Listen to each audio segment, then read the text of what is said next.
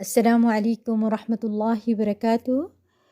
نحمد و نصلی علی رسول الکریم، اما بعد فاعوذ باللہ من الشیطان الرجیم، بسم اللہ الرحمن الرحیم۔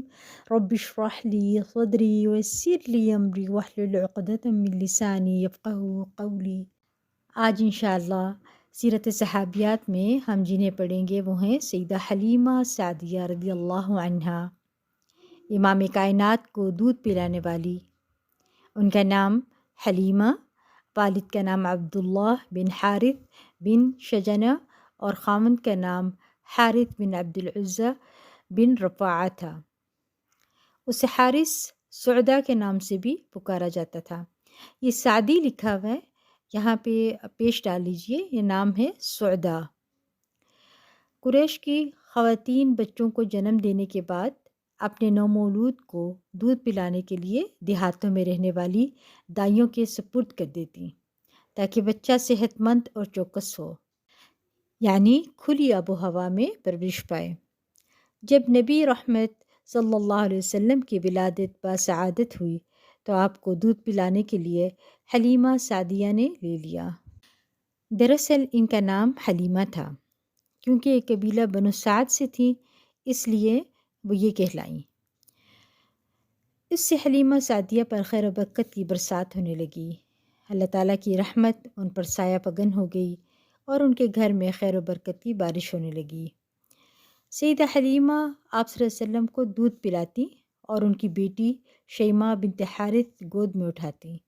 ایک دن شیمہ نبی کریم صلی اللہ علیہ وسلم کو گود میں اٹھا کر گھر سے باہر چلی گئیں۔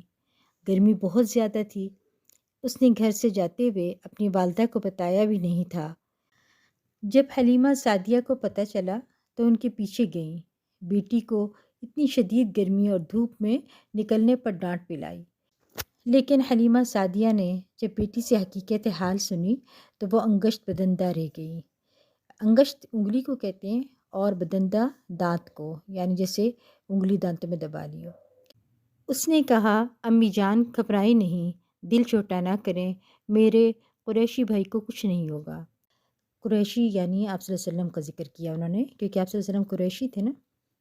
میں نے دیکھا ہے کہ ایک بدلی اس پر سایہ پگن رہتی ہے، جس طرف یہ جاتے ہیں بدلی بھی اسی طرف چلتی ہے، جب یہ ٹھہر جاتے ہیں تو بدلی بھی ٹھہر جاتی ہے۔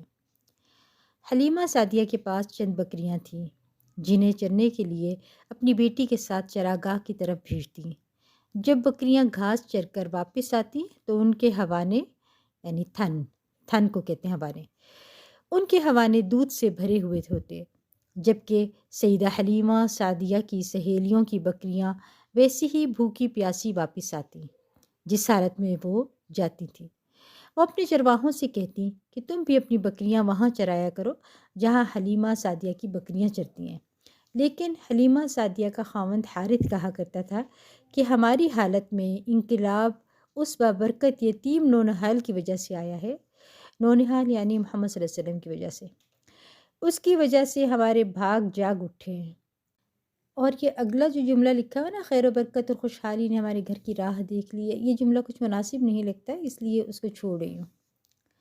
جب دودھ پلانے کی مدت ختم ہوئی، یعنی دودھ پلانے کی مدت کتنی ہوتی ہے؟ 2 سال ہوتی ہے، تو حلیمہ سعدیہ نبی صلی اللہ علیہ وسلم رحمت کو لے کر ان کی والدہ آمنہ بنت وہب کے پاس گئیں اور بادل نخواستہ نبی رحمت کو ان کی والدہ کے سپرد کیا۔ واپس کرتے وقت چہرے پر غم کے آثار نمایاں تھے، ان کا دل نہیں چاہتا تھا کہ آپ کو جدا کرے، کیونکہ نبی رحمت کی وجہ سے حلیمہ سعدیہ کا گھر برکتوں کا گہوارہ بن گیا تھا۔ سیدہ حلیمہ سعدیہ نے نبی رحمت صلی اللہ علیہ وسلم کی والدہ آمنہ بنت وہب سے التجا کی کہ اگر کچھ مزید مدت کے لیے بچے کو میرے پاس رہنے دیں تو اس کی صحت اور زیادہ اچھی ہو جائے گی، یہ میری مؤدبانہ التماس ہے، مجھے امید ہے کہ آپ میری التجا کو ضرور قبول کریں گی۔ جب نبی رحمت کی والدہ نے حلیمہ سعدیہ کی لجاجت کی طرف دیکھا تو اس پر ترس آ گیا اور نبی رحمت کو مزید کچھ مدت کے لیے اس کے سپرد کرنے پر راضی ہو گئیں۔ حارث سعدہ اور اس کے خاندان کی خوشی اپنے بابرکت مہمان کو اپنے پاس رکھنے میں تھی۔ وہ اس لیے شاداں و فرحاں تھے کہ نبی رحمت کی وجہ سے ان کا گھر برکتوں اور خوشحالی کا گہوارہ بن گیا تھا۔ وہ آپ صلی اللہ علیہ وسلم کو اپنے سے جدا نہیں کرنا چاہتے تھے۔ حارث سعدہ کا بیان ہے کہ نبی رحمت کے اوصاف کا احاطہ ممکن نہیں۔ اس کی بیٹی شیمہ اپنے قریشی بھائی کو، یہ قریشی اس لیے بھی کہہ رہی ہیں کیونکہ آپ صلی اللہ علیہ وسلم قریشی خاندان سے تھے نا، اپنے قریشی بھائی کو اپنے حقیقی بھائی سے زیادہ ترجیح دیتی تھی، اس کے ساتھ زیادہ والہانہ انداز میں پیش آتے۔ شیمہ اس کو لوری دیتے ہوئے یہ اشعار پڑھا کرتی تھی: یا ربنا ابقی اخی محمدا حتی اراہ یافعا وامردا ثم اراہ سیدا مسودا وکبت اعادیت معا والحسدا وآعته عزا یدوم ابدا۔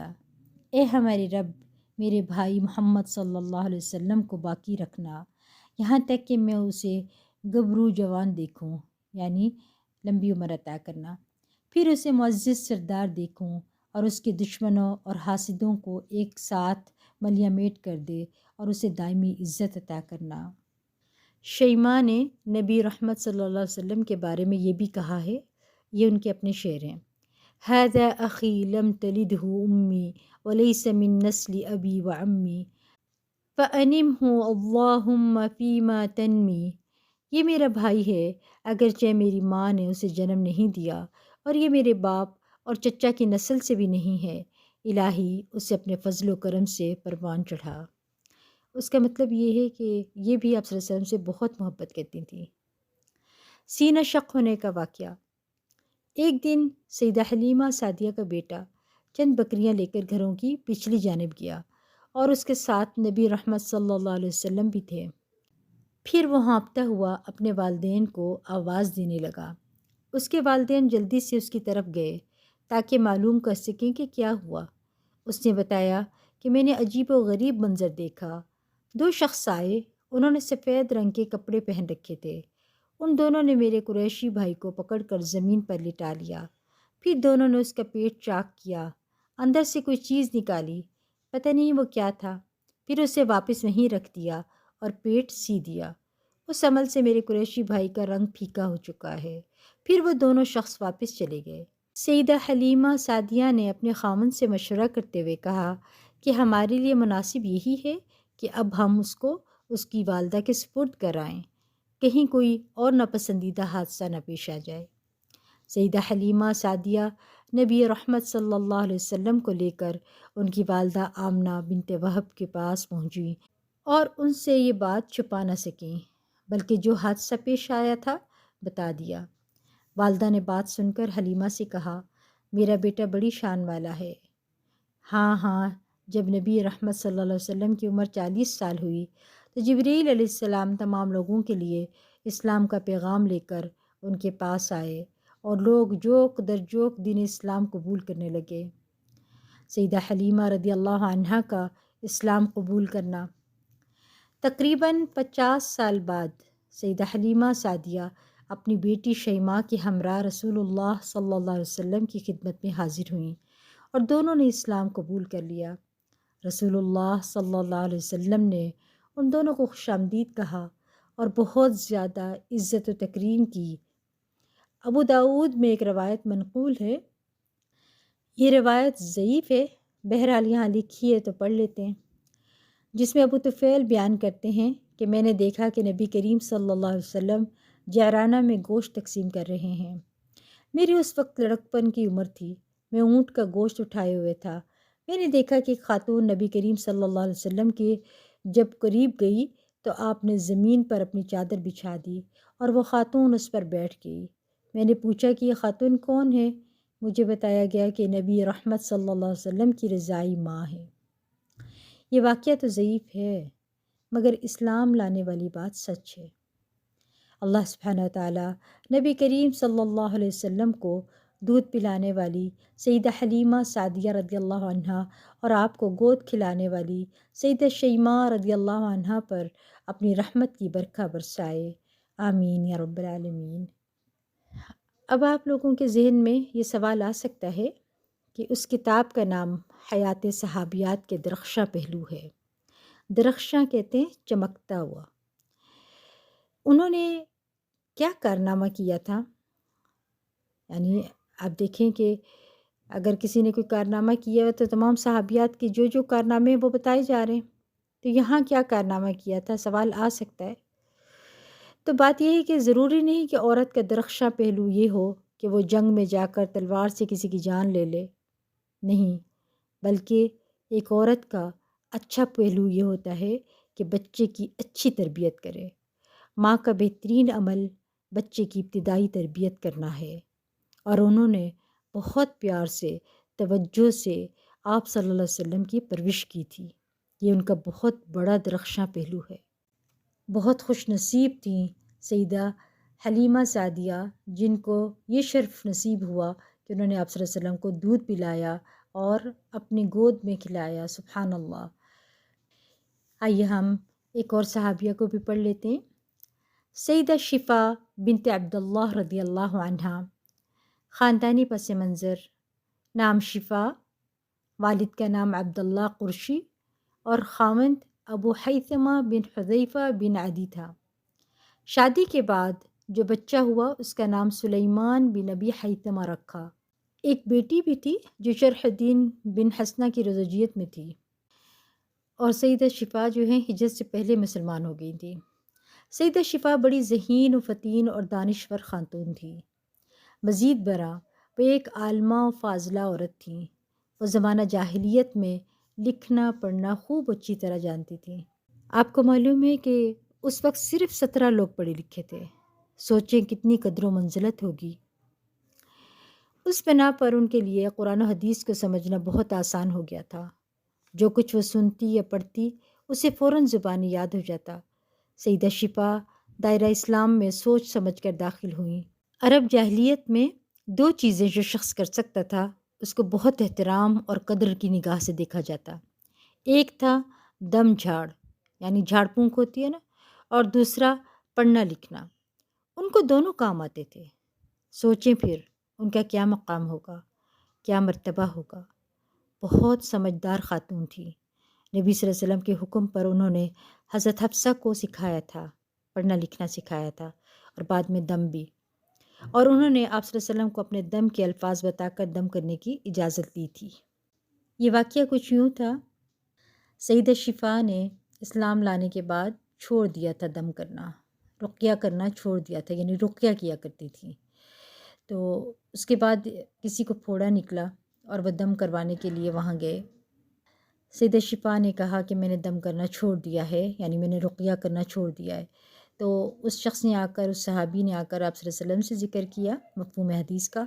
انہوں نے آ کر جب آپ صلی اللہ علیہ وسلم سے ذکر کیا تو آپ صلی اللہ علیہ وسلم نے سیدہ شفا کو بلایا۔ سیدہ شفا آئیں تو انہوں نے کہا کہ بتاؤ کہ کیا ایسا پڑھتی ہو، مجھے سناؤ وہ کلمات جس سے آپ دم کرتے ہو۔ تو انہوں نے جب کلمات پڑھے تو آپ صلی اللہ علیہ وسلم نے ان کو پڑھنے کی اجازت دے دی اور ان کو کہا کہ آپ رقیہ کریں جا کر، اور حفصہ کو بھی سکھا دیں، یعنی کہ تعلیم جو دے رہی ہیں اس کے ساتھ ساتھ ان کو رقیہ کرنا بھی سکھا دیں۔ اس واقعے کو جب لوگ سنتے ہیں نا تو سمجھتے ہیں کہ شاید رقیہ کے لیے اجازت لینی ضروری ہے۔ نہیں، اجازت کی ضرورت نہیں ہوتی ہے۔ وہ تو آپ صلی اللہ علیہ وسلم نے ان کو چیک کیا تھا، کیونکہ وہ نہیں کرنا چاہ رہی تھی، تو آپ دیکھنا چاہ رہی تھی کہ وہ کیا کرتی ہیں، یا یوں سمجھ لیں کہ وہ پوچھنا چاہ رہی تھی کہ یہ صحیح ہے میں جو کر رہی ہوں، یوں سمجھ لیجیے آپ اس بات کو۔ اس لیے انہوں نے کہا کہ آپ کرو دم، ٹھیک ہے، یعنی شرکی الفاظ نہیں ہیں، تو وہ رقیہ کی اجازت انہوں نے دے دی تھی۔ اس سے یہ مطلب ہے کہ آج کل جتنے بھی لوگ رقیہ کر رہے ہیں شریعت کے مطابق کر رہے ہیں تو وہ کر سکتے ہیں، کسی کی اجازت لینے کی ضرورت نہیں ہے۔ انہوں نے مدینہ منورہ ہجرت کرنے سے پہلے اسلام قبول کر لیا تھا۔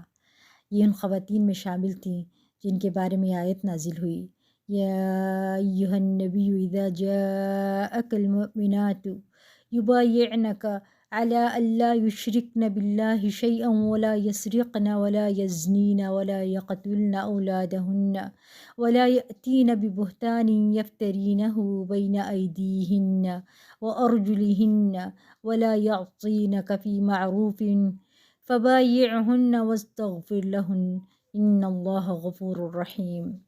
اے نبی، جب تمہارے پاس مومن عورتیں بیعت کرنے کے لیے آئیں اور اس بات کا عہد کریں کہ وہ اللہ کے ساتھ کسی چیز کو شریک نہیں کریں گی، چوری نہ کریں گی، زنا نہیں کریں گی، اپنی اولاد کو قتل نہیں کریں گی، اپنے ہاتھ پاؤں کے آگے کوئی بہتان گھڑ کر نہ لائیں گی، اور کسی امر معروف میں تمہاری نافرمانی نہیں کریں گی تو ان سے بیعت لے لو اور ان کے حق میں اللہ سے دعائے مغفرت کرو، یقیناً اللہ درگزر کرنے والا اور رحم کرنے والا ہے۔ رسول اللہ صلی اللہ علیہ وسلم عورتوں سے بیعت بغیر مصافحہ کے لیا کرتے تھے، کیونکہ آپ صلی اللہ علیہ وسلم عورتوں کے ساتھ مصافحہ نہیں کرتے تھے۔ جب کوئی عورت مصافحہ کرنے کے لیے ہاتھ آگے بڑھاتی، آپ اپنا ہاتھ روک لیتے اور اس سے بتا دیا جاتا کہ رسول اللہ صلی اللہ علیہ وسلم عورتوں کے ساتھ مصافحہ نہیں کرتے۔ نبی کریم صلی اللہ علیہ وسلم کی طرف سے اکرام، یعنی آپ صلی اللہ علیہ وسلم ان کی بہت عزت کرتے تھے۔ رسول اللہ صلی اللہ علیہ وسلم سیدہ شفا رضی اللہ عنہا کے گھر تشریف لے جایا کرتے تھے۔ آپ ان کا اکرام کرتے۔ جب وہ ہجرت کر کے مدینہ منورہ پہنچی تو نبی کریم صلی اللہ علیہ وسلم نے انہیں مدینہ منورہ میں ایک گھر تفویض کر دیا تھا، جس میں وہ اپنے والد محترم ابو حیثمہ کے ساتھ رہائش پذیر ہوئیں۔ سیدنا عمر بن خطاب رضی اللہ عنہ نے جب مجھے مشاہدہ کیا کہ نبی کریم صلی اللہ علیہ وسلم سیدہ شفا کو بڑی اہمیت دیتے ہیں، تو وہ بھی اپنے دور خلافت میں سیدہ شفا رضی اللہ عنہا کی رائے کو مقدم سمجھا کرتے تھے۔ سیدہ شفا رضی اللہ عنہا نے سیدنا عمر رضی اللہ عنہ کے اسلام میں مقام و مرتبے کو پہچان لیا اور ان کی عادات و اطوار کو اپنایا اور ان کے طریقہ کار کو بنیاد قرار دیا۔ جب سیدہ شفا رضی اللہ عنہا بعض نوجوانوں کو جھومتے ہوئے چلتا دیکھتی اور یہ دیکھتی کہ وہ بڑی پست آواز، مستانہ انداز اپنائے باتیں کرتے ہیں تو روک لیتی اور ان سے پوچھتی کہ تم اس طرح کیوں کرتے ہو؟ وہ کہتے کہ ہم عبادت گزار لوگ ہیں، ہم اللہ والوں کا یہی مستانہ انداز ہوتا ہے۔ تو سیدہ شفا رضی اللہ عنہا بڑے محتاط انداز میں انہیں جواب دیتی اور فرماتی، اللہ کی قسم، عمر بن خطاب جب کسی سے بات کرتے اس کو واضح طور پر سناتے، جب وہ چلتے تو تیز رفتاری سے چلتے، اور جب کسی کی پٹائی کرتے تو خوب اس کی دھنائی کرتے۔ سیدہ شفا رضی اللہ عنہا نبی کریم صلی اللہ علیہ وسلم کی احادیث کی لکھائی پڑھائی کے حوالے سے بہت شہرت رکھتی تھیں۔ نبی کریم صلی اللہ علیہ وسلم کی وفات حسرت آیات کے بعد سیدہ شفا رضی اللہ عنہا زندگی بھر اس معاہدے کی پابند رہیں جو انہوں نے نبی کریم صلی اللہ علیہ وسلم کی بیعت کرتے وقت کیا تھا۔ سیدہ شفا رضی اللہ عنہا نے 20 ہجری میں وفات پائی۔ اللہ سبحانہ تعالیٰ سیدہ شفا رضی اللہ عنہا پر اپنی رحمت کی برکھا برسائے، آمین یا رب العالمین۔ آج کے لیے اتنا ہی، وآخر دعوانا ان الحمد للہ رب العالمین۔ سبحانک اللہم بحمدک، اشہد ان لا الہ الا انت، استغفرک واتوب الیک۔ السلام علیکم ورحمۃ اللہ وبرکاتہ۔